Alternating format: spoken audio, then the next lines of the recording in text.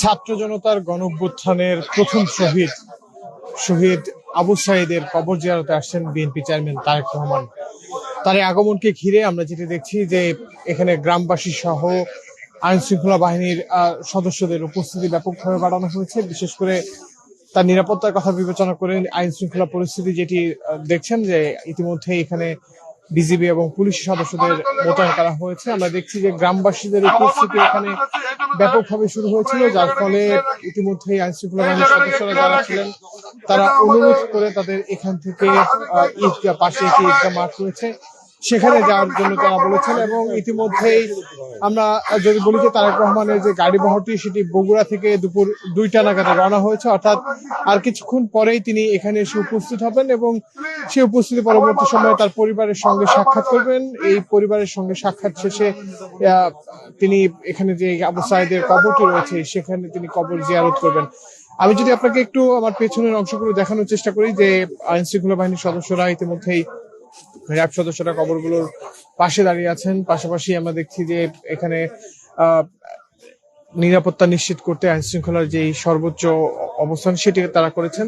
তাছাড়াও আমরা যদি বলি যে ঠিক আবু সাঈদের কবরের পাশেই যেটি তার বর্তমান বাড়ি, সেই বাড়িটির মধ্যেও কিন্তু সাধারণ মানুষের উপস্থিতি আছে আমরা দেখতে পাচ্ছি। দর্শক, আমরা যদি একটি বিষয় বলে রাখি যে গত 2024 সালের জুলাই আগস্ট যে ছাত্র জনতার গণ অভ্যুত্থান, সেই গণ অভ্যুত্থানের সময় যিনি আসলে রংপুর বিশ্ববিদ্যালয়ের যে প্রথম শহীদ হিসেবে আমরা জানি যে আবু সাঈদ, তাকে আইন শৃঙ্খলা বাহিনীর গুলিতে নিহতের যে ঘটনা সেটি আসলে আমরা জানি। এর পরবর্তী সময়ে 5ই আগস্ট শেখ হাসিনা সরকারের পতনের পর আবু সাঈদের যে কবরটি, সেই কবরটি কিন্তু আমরা যেটি জানি যে এর মাঝখানে সময় তার যে কবরটি তার বাড়ির পাশেই রাখা হয় এবং এই 5ই আগস্ট পরবর্তী সময় অন্যান্য রাজনৈতিক দলের নেতাকর্মীরা তারা আসলে কবরটি জিয়ারত করেছেন।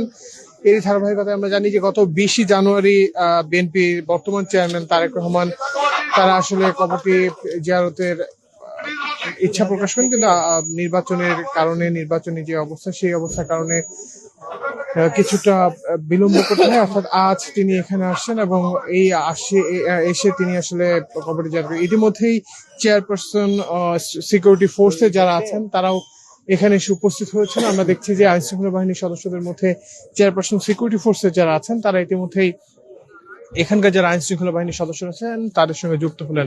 তাছাড়াও সাধারণ নেতাকর্মীদের যে ভিড়, সেই ভিড়টি এখান থেকে এড়াতে আইন শৃঙ্খলা বাহিনীর সদস্যরা তারা আসলে বারবারই তাদের অনুরোধ করছিলেন এবং ইতিমধ্যে কিন্তু তাদেরকে এখান থেকে সরিয়ে পাশে যে ঈদগাহ মাঠটি রয়েছে সেই ঈদগাহ মাঠে নিয়ে যাওয়ার জন্য অনুরোধ করলে অনেকেই এখান থেকে জায়গা ছেড়ে দিয়েছেন। আমরা এখানকার যারা গ্রামবাসী আছেন তাদের সঙ্গেও কিছুটা কথা বলার চেষ্টা করব, তাদের কাছ থেকে জানার চেষ্টা করব যে তাদের যে আগমন, সে আগমনের বিষয়গুলো আমরা জানার চেষ্টা করবো। দর্শক, ঠিক আর কিছুক্ষণ পরেই বিএনপির বর্তমান চেয়ারম্যান তারেক রহমান তিনি এই পীরগঞ্জের যে আবু সাঈদের বাড়িটি রয়েছে সেই বাড়িটির এখানে আসবেন। এখানে আমরা যেটি দেখছি যে নির্বাচনী যে হাওয়া, সেই নির্বাচনী হাওয়া কিন্তু এলাকায় এখন আমরা দেখতে পাচ্ছি। আমরা এখানে যারা স্থানীয়রা আছেন তাদের সঙ্গেও কিছুটা কথা বলার চেষ্টা করবো। আপনার কি স্থানীয়?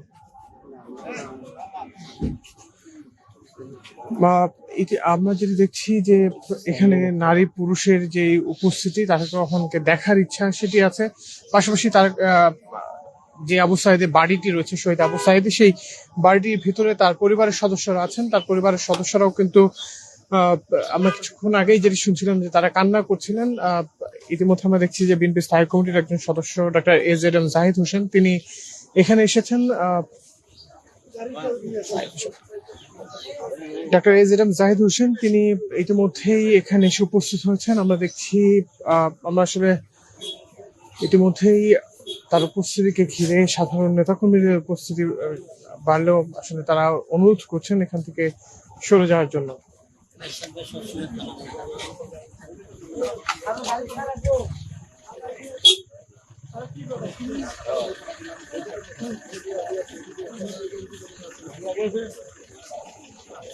দর্শক, আমরা যেমনটি দেখলাম যে স্থানীয় যারা নেতাকর্মী আছেন তারাও কিন্তু ইতিমধ্যে এখানে উপস্থিত হতে শুরু করেছেন। পাশাপাশি আমরা দেখছি যে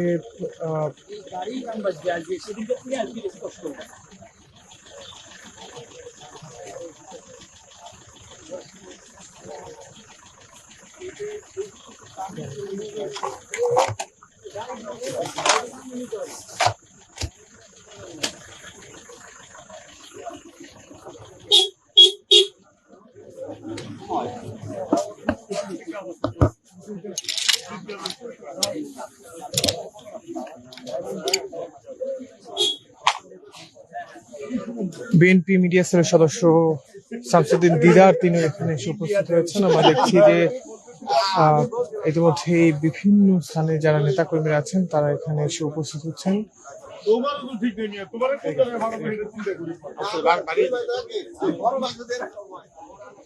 আমরা যেমনটি দেখছি যে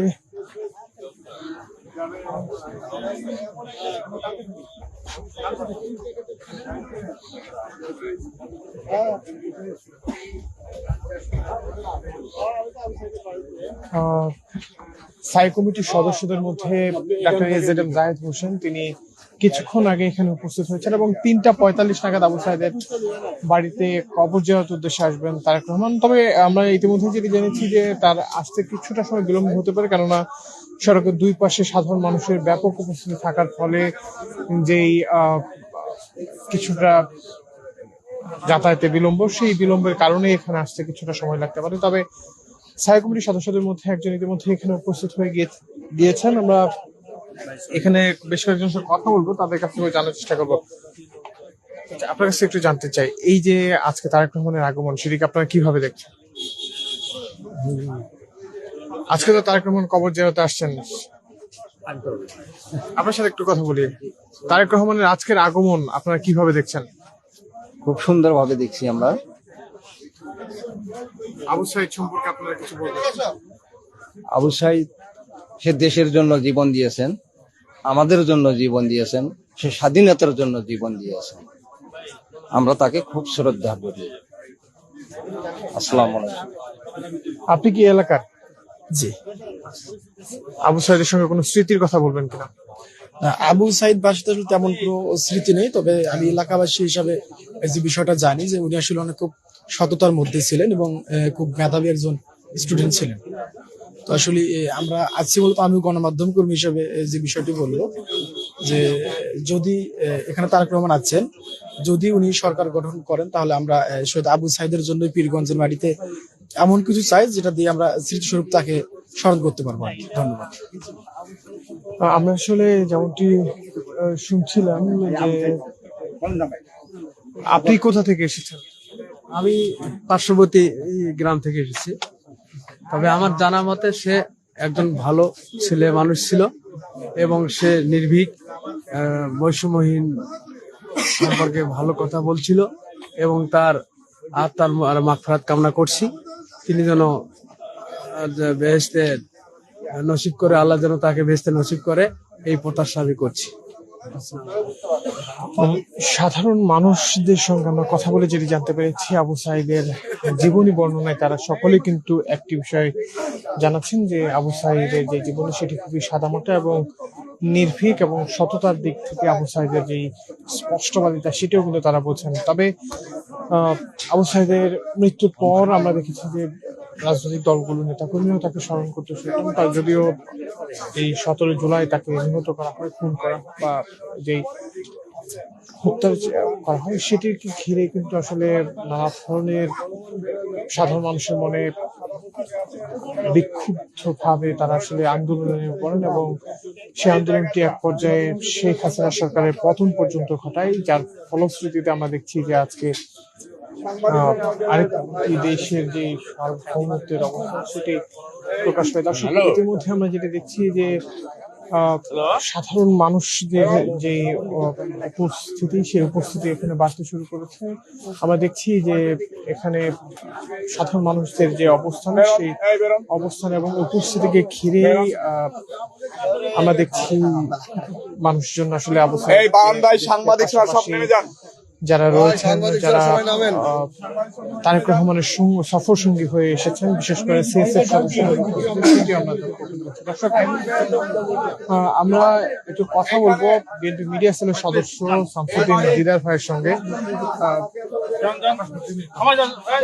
তারেক রহমানের আজকের বহরটি কতক্ষণ নাগাদ এখানে এসে উপস্থিত হতে পারে এবং এখানে আসলে কাদের উপস্থিতি ঘটবে, কারা থাকতে পারে?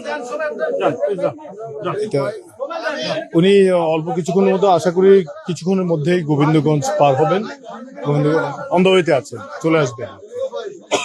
এখানে আসলে কারা কারা সিনিয়র এখানে তো আপনারা দেখতেই পাচ্ছেন আমাদের জাতীয় স্থায়ী কমিটির অধ্যাপক ডাক্তার এজেন্ট জাহিদ হোসেন ইতিমধ্যে উপস্থিত হয়েছেন। এছাড়াও ওনার সফর সঙ্গী যারা আছেন তারা সবাই থাকবেন। আমরা আসলে কথা বলছিলাম বিএনপি মিডিয়া সেলের সদস্য শামসুদ্দিন দিদারের সঙ্গে। তিনি যেটি আসলে জানালেন যে ইতিমধ্যে তারেক রহমান গোবিন্দগঞ্জ এলাকা পার হয়েছেন, আর কিছুক্ষণ সময় পরেই পীরগঞ্জে প্রবেশ করবেন এবং আবু সাইদের যে বাড়িটি রয়েছে সেই বাড়িতে এসে কবর জিয়ারতটি করবেন।